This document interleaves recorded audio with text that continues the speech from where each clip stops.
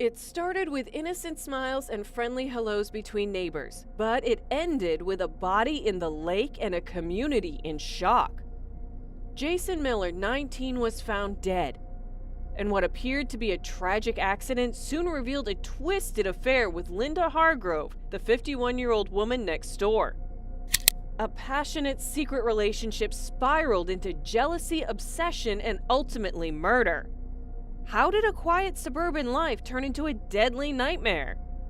Linda Hargrove's life appeared as ordinary as any in a quiet suburban neighborhood. She was a 51-year-old housewife married to Richard, a man whose life revolved around his work. Together, they had built a home that once thrived on passion and companionship, but had since settled into a predictable and monotonous routine. Linda's days were filled with chores, tending to the house, and taking care of her son. But somewhere along the way, the spark between her and Richard faded. Conversations became limited to mundane topics, and the romance that once defined their relationship had long disappeared. For Linda, the absence of excitement in her life became unbearable. The loneliness of feeling invisible within her marriage weighed heavily on her, and that yearning for something more, something thrilling, began to creep into her thoughts. It was during these moments of quiet that Linda's attention turned toward Jason Miller, the boy next door. Jason had grown up under her watchful eyes, a kid playing in the yard, helping with small tasks around the neighborhood. But now, at 19, Jason was no longer the child she had once known. He had grown into a tall, athletic young man with a youthful energy that stood in stark contrast to the mundane world Linda found herself trapped in. His easy smile, charm, and the way he carried himself reignited feelings within Linda that she hadn't felt in years. As time went on, her thoughts about Jason became more frequent and more intense. What started as simple admiration turned into something far more dangerous. Something she couldn't resist despite knowing it was wrong. The attraction between Linda and Jason didn't happen overnight. It began innocently enough with brief conversations whenever Jason would help her with groceries or mow the lawn. Linda would find herself making excuses to see him, even if it was just to exchange pleasantries over the fence. The conversations, though casual at first, started lingering in her mind long after they ended. His smile, the way he looked at her, it all began to consume her thoughts. She felt alive in a way she hadn't in years. Jason, though younger, had a charm that made Linda feel seen, something she hadn't felt from her husband in a long time. As these interactions grew more frequent, Linda started crossing lines she never imagined she would. She sought out Jason more often, lingering in their conversations longer than she should. There was a thrill in the secrecy of it all, a kind of excitement that filled the emptiness in her life. And soon, the line between admiration and obsession blurred. Linda found herself fantasizing about Jason, and these fantasies began to feel more real than the world she had built with her husband. As the days turned into weeks, Linda and Jason's affair grew far more intense. What had started as fleeting moments of excitement quickly evolved into a full-blown secret rendezvous. They met whenever they could, when Richard was away or late at night when the neighborhood slept.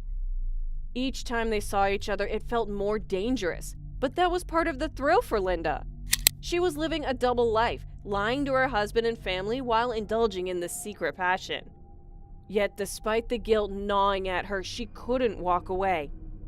Each stolen moment with Jason made her feel alive again, something she hadn't felt in years. The rush, the excitement, the danger, it all overwhelmed her rational mind. However, as their affair intensified, Linda couldn't ignore the growing darkness in Jason's behavior. What began as youthful flirtations soon turned into something much more troubling. Jason started showing up unexpectedly, even when Linda wasn't available. He would call her incessantly, demanding to know where she was and who she was with. At first, Linda brushed it off, thinking it was just his way of showing affection. But over time, his jealousy became suffocating. He would get angry if she so much as mentioned Richard or her son, accusing her of not caring enough about their relationship. Yet, despite these troubling signs, Linda stayed. The excitement, the fear, and the forbidden nature of their relationship kept her coming back. even as Jason's possessiveness began to spiral out of control. The tension between Jason and Linda soon reached a boiling point. Jason, fueled by his obsession, started pushing Linda to leave her husband. He couldn't stand the thought of her going home to Richard every night while he sat alone. What started as emotional outbursts turned into outright threats.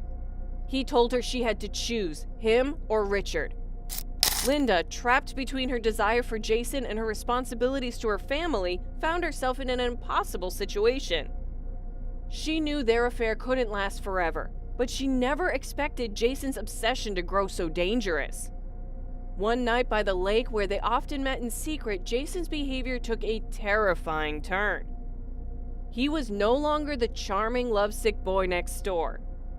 His eyes were dark with anger and jealousy, and he confronted Linda with an ultimatum. He demanded that she leave Richard immediately, telling her it was the only way they could truly be together. When Linda hesitated, still grappling with her guilt and the complexity of her life, Jason's rage boiled over. He revealed a chilling plan. He was going to kill Richard. He said it with a calm, eerie certainty that sent shivers down Linda's spine. In that moment, the gravity of the situation hit her. This wasn't just a passionate affair anymore. It was a deadly obsession, and Jason was willing to do anything to have her, no matter the cost. The confrontation by the lake soon spiraled into violence. Linda tried to reason with Jason to calm him down, but it was too late. His love had morphed into something far darker, an obsession that blinded him to reason. As Jason grabbed her, desperate and wild, Linda realized her life was in real danger. In the struggle that followed, Linda fought with everything she had to escape.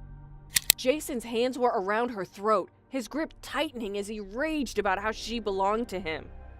In a moment of sheer desperation, Linda grabbed a rock from the ground and struck Jason across the head. The sickening sound of the impact echoed through the quiet night, and Jason collapsed, blood pooling around him.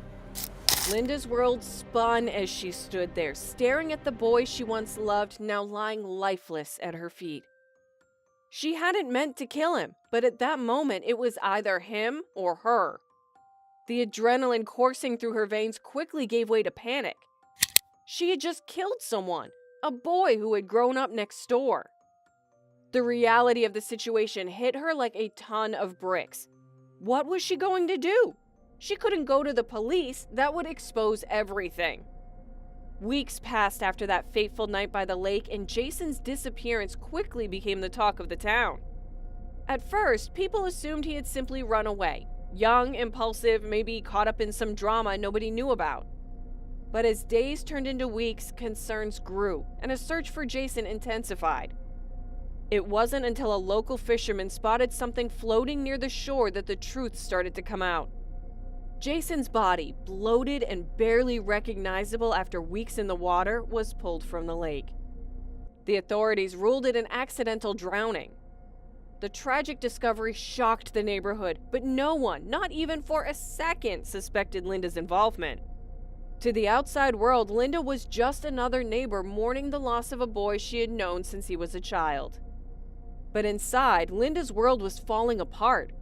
The weight of her guilt was unbearable, pressing down on her more and more each day. She could barely look at herself in the mirror, knowing what she had done. At night, she couldn't sleep, haunted by visions of Jason, his face staring at her through windows, his voice whispering in the shadows. It wasn't long before these hallucinations started creeping into her days. She saw Jason everywhere, in the reflection of a shop window, in the corner of her bedroom, even in the faces of strangers. Every time she closed her eyes, she saw his bloodied body sinking beneath the water, pulling her down with him. So what are your thoughts on this? Let us know in the comments below.